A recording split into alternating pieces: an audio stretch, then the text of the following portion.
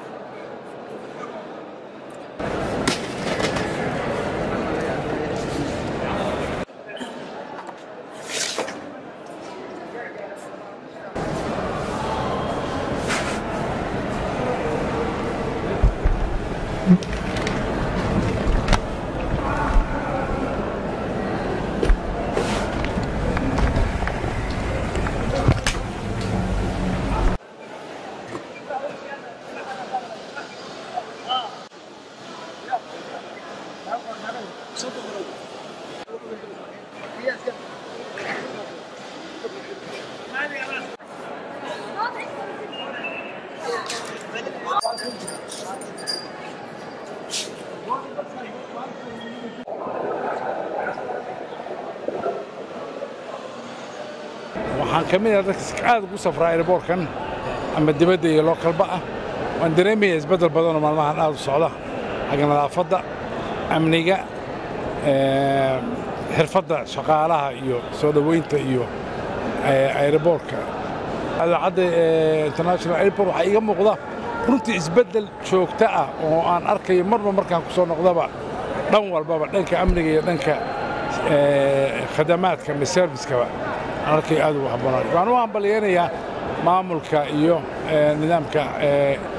noo suurtageliyey inaan nadaafadan iyo quruxdan ku safro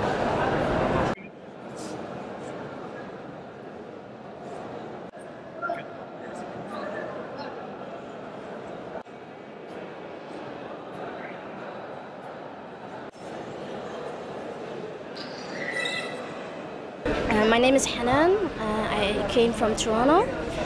This is my first time back in Somalia. I feel very safe traveling here. Security is very well. There's a few security checks up here and there, and I like what they're doing here with the checks.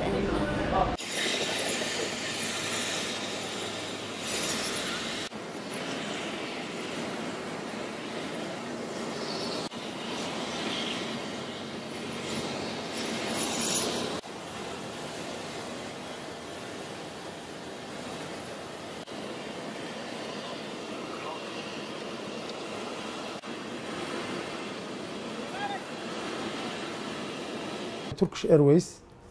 waxaan rajo ka qabnaa bisha hadda soo socota May 1deeda inay safaradeeda bilowdo waa wada xiriirnay xagga security-ga iyo wixii laga tari karo